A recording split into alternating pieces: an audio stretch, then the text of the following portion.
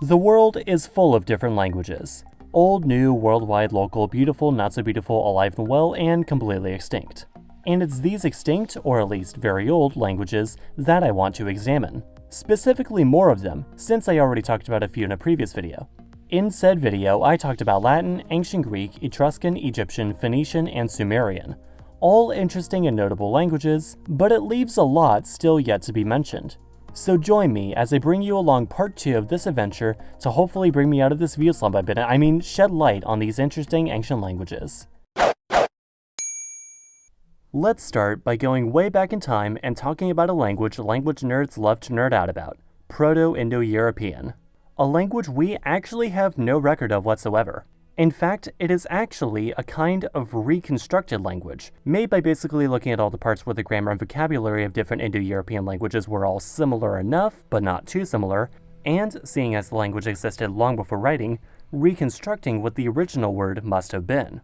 For example, the English word father corresponds with the Latin pater, the Greek pater, and the Sanskrit pitar, giving us the hypothetical Proto-Indo-European pater. Despite this lack of physical evidence, we've been able to largely piece together what their culture was like solely through the words linguists were able to reconstruct, by looking at the words for the things they would have had access to. For instance, linguists have worked out that the Proto-Indo-Europeans likely had things like wheels, domestication, the plow, and, as mentioned in my Roman misconceptions video, the worship of a god called the Sky Father. Zednef actually made a really good video all about this that I would highly recommend. The Indo-European family got its name because its languages are spoken throughout almost all of Europe, and the Indian subcontinent. There are many languages of the Indo-Iranian branch spoken in the region today: Hindi, Urdu, Punjabi, Bengali, Farsi, Pashto, etc. But one notable example dating back to ancient times is Sanskrit, or Sanskritam. Sanskrit is still spoken to this day, although not by as many as its close relatives. But it has very strongly influenced the other languages of India, including many non-Indo-European languages, seeing as it is the language of many classical Indian texts, including the Vedas and the Upanishads, some of the most instrumental scriptures in Hinduism, as well as many important texts in religions like Buddhism and Jainism. According to census data, roughly 2.3 million people in India and Nepal speak the language, though only about 25,000 claim it as their native language. Another family of the Indo-European languages is the now extinct Anatolian branch.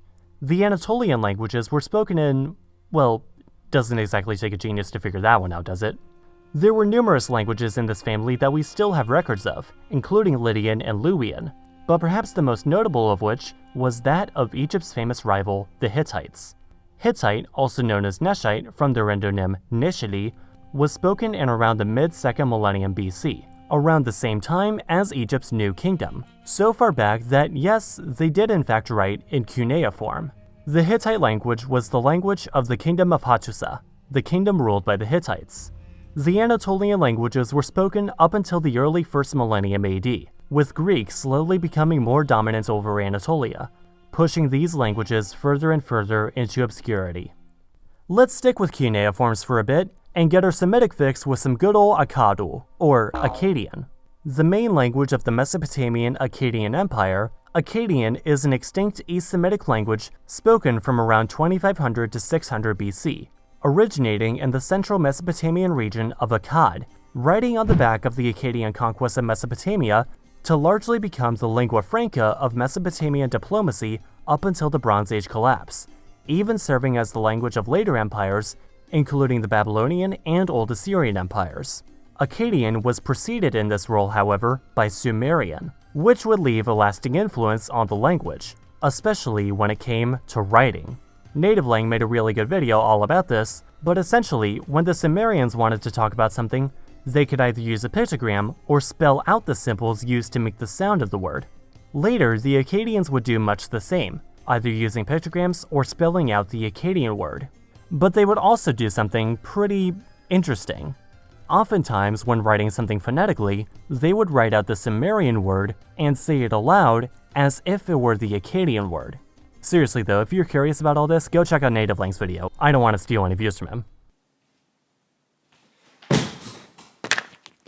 Need some Jesus? Sticking with the Semitic languages, The language many biblical historians believe Jesus may have spoken in his day-to-day life may not have been Hebrew, which was generally used as a liturgical language, but the closely related Aramaic, or Aramea, having been used as a common language throughout the region since it spread as one of the languages of the Neo-Assyrian Empire 800 years prior.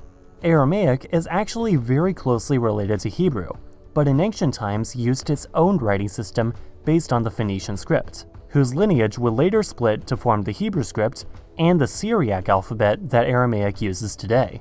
And yes, it is in fact still spoken to this day.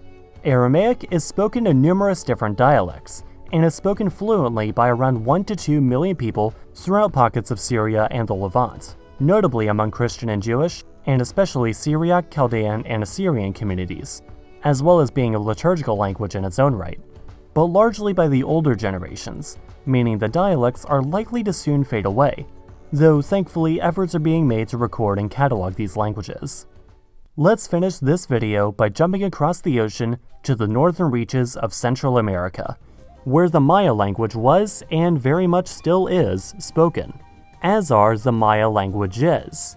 The Maya languages formed the Maya language family, spoken throughout what has now become southern Mexico, Belize, Guatemala, and a tiny bit of Honduras and El Salvador, spoken by about 6 million Maya today across 21 different languages and dialects, the largest of which being the Yucatec branch, known most commonly as just the Maya language, or Mayat'an, meaning flat speech, spoken by about 800,000 native speakers on the Yucatan Peninsula, and known to linguists as Yucatec Mayan, though this is to distinguish it from other Mayan languages like Quiche. The Maya languages today, of course, use the Latin alphabet, but before the Spanish came over, the Maya also had their own writing system made of different glyphs, with words written either as logograms or as a syllabary to spell out the sounds of the word, very similar to how Sumerian wrote, although at least nobody was simping them as hard as the Akkadians were Sumerian. So that was 6 more interesting ancient languages. If this video does well, I might just make a third part to this, in which case please suggest some more interesting languages that I could cover in that video. As always, be sure to like and share this video, and subscribe to learn something new every Sunday. Oh, and thanks for watching the video.